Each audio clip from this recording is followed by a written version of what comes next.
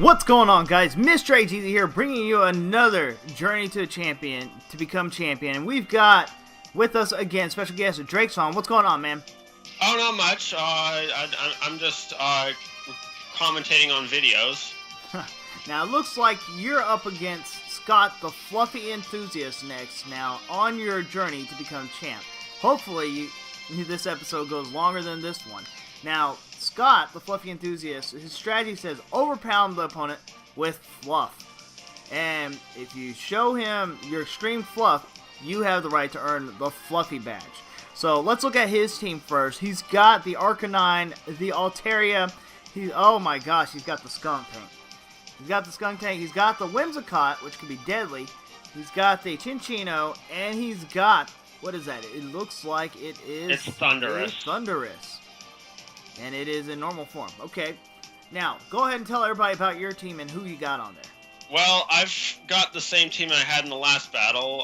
Braviary, Ferrothorn, Chinchino, Draexzhan, Beedrill, and Rotom Wash. Alright, now looking at his team, what are you thinking before we get in here? Well, I'm most worried about that Chinchino, because I've used Chinchino, and I know that it can wreck. Oh, it can absolutely wreck, especially if you don't have anything to outspeed it. That the Arcanine is also a bit worrisome, because it can run many different sets, and I really don't know what to expect from it. Gotcha. So there you have it right now, what Draexzhan was worried about prior to getting into this battle. Let's go ahead and start it here.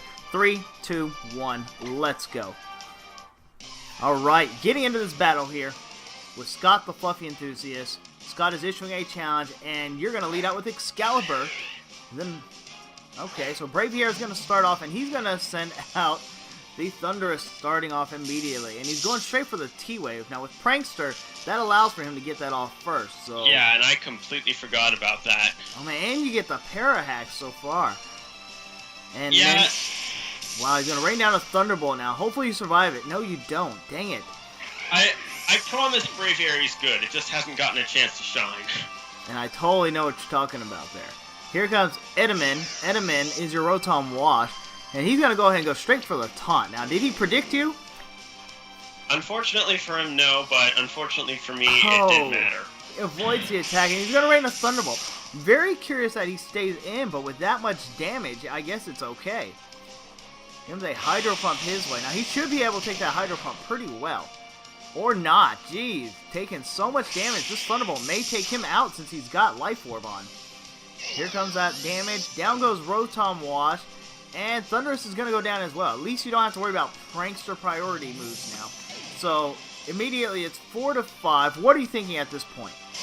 I'm thinking RNG is not being very nice to me. I hear you there. Now, surprisingly, you bring out the Ferrothorn next against his Arcanine. Now, the good thing is you'll be able to do some chip damage, but I can see here you decide to switch out, and you're going to send out Atlas the Terrakion, who's going to be able to eat up attacks. And not a Will-O-Wisp, though. Here comes a Will-O-Wisp. Will-O-Wisp is going to do massive amounts of damage here. That's like the epitome of Terrakion. Yes, it is. So, here we go now. It looks like the screen froze for a little bit. But anyways, what happened was a Will-O-Wisp did just happen onto the Terrakion. Here comes an Earthquake onto Whimsy. Whimsy the Fluff Puff. I would have done close combat, except he has a lot of fairy types on his team, so I decided it wasn't worth it. I hear you there. So you're going to switch out now with this fairy grass type in front of you here. You're going to send out Ferrothorn. Now that could be a complete stall battle right here. Here comes a Giga Drain here. And that's going to do nothing. It's not very effective. But it is going to give him a little bit of health, and it does avoid any physical contact. Now he's going to withdraw Whimsy. I wonder who he's going to send out. I'm assuming you have a Steel-type attack ready for whoever comes out. Oh yeah, I have Gyro Ball on this guy. There we go. Well, that's going to be super effective then here. Well, it's not going to be super effective, but it's going to do some damage if you run that on this Arcanine. But I can see you go for the Stealth Rocks. Very good choice there. Hazards are always awesome. And you never want to stay in on a fire type if you're Ferrothorn. Very true. So you're switching out. Here comes that Flare Blitz on your Terrakion. Now that should do a fair amount of damage here to the Arcanine on the recall. Or not, because it barely did damage to you. So I guess it kind of works out for him. This was a red flag I really should have taken note of, because if it's not an offensive Arcanine, then that means it's a defensive or a special defensive. And according to that hit, it looks like it was rather defensive.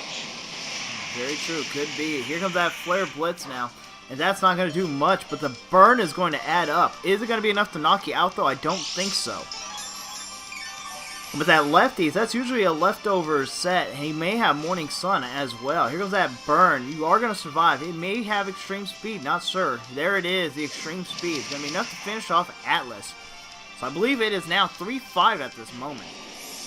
Yes, this battle is not looking very good for me. But you know what? It's all about how it finishes. It may still be good. We'll see.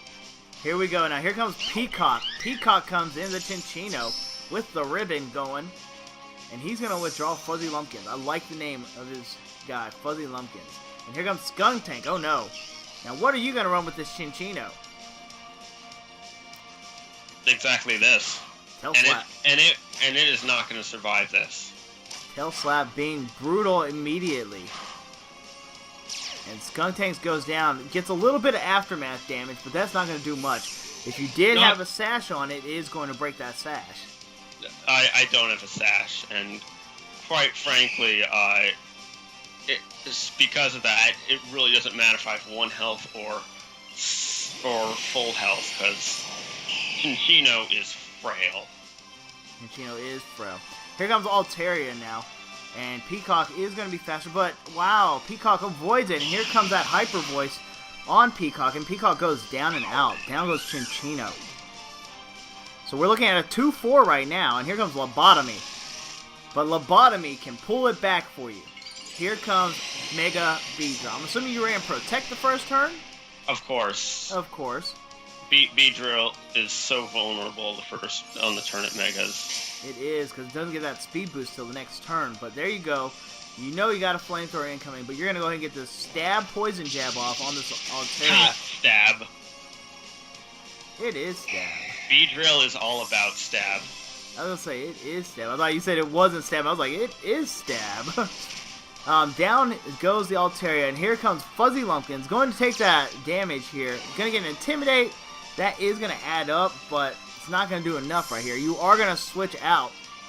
And let's In hindsight, I'm not sure switching out was a good idea. I was expecting him to maybe use Flare Blitz. Well, here comes Adhera. He's going to go ahead and get this Morning Sun. That's going to go ahead and heal him up some. Now, the question is how are you going to damage him now? I mean, you could always get Gyro Ball off. That's going to do a chip damage. But his Flare Blitz is also going to do a lot of damage here. And, wow. It did a lot of damage to both parties. Yes, it did. I'm actually very surprised he didn't go for another Morning Sun. What move were you thinking about running? I think it didn't really matter. I was maybe Leech Seed. I was expecting him to Flare Blitz me. Gotcha. Well, now you got Lobotomy in here, and you're going to go ahead and get this Poison Jab. Now, nothing in this game just about outspeeds this guy, so you have a chance here to come back here. Here comes Whimsy. Oh, shoot. Now, I wonder what set he runs. If he ran my set, he would be in big trouble. Here comes the Tailwind. So he's running Tailwind, a different set from me. So this Whimsicott with the Tailwind, and you're going to go ahead and Poison Jab his face out of here. That should be quad effective. Yeah. Down goes Whimsy. Whimsy goes down and out. Is that Tailwind going to help him, though, here in the end, is the question. I believe he has 2 pokes left. Here comes Cashmere. I'm fairly certain he was faster than me with Tailwind, so here comes that Protect. Possibly stall out 1 turn of that Tailwind. Here comes the Rock Blast, but you are protected.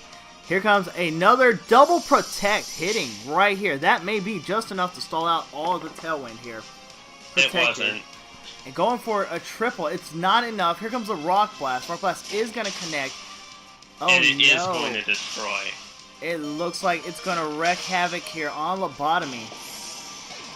And down goes Mega Beedrill. And Scott the Fluffy Enthusiast is going to walk away with this victory, the leader here. Now, that doesn't mean it's the end, though, because you can still challenge him and continue your journey. Do we have a rematch coming? You know, I plan to rematch everyone who defeated me for some reason, I had it in my head that I'd beaten him. So, and I never quite really realized that, wait, no, I didn't beat him until pretty much the end of Sunday. So by then it was too late. Gotcha. Now, here's the good thing about PAX East, is there are a lot of leaders, and you only need, what, 8 badges to go on? Yes. So, this loss is not going to prevent our guy from doing his best to become champion.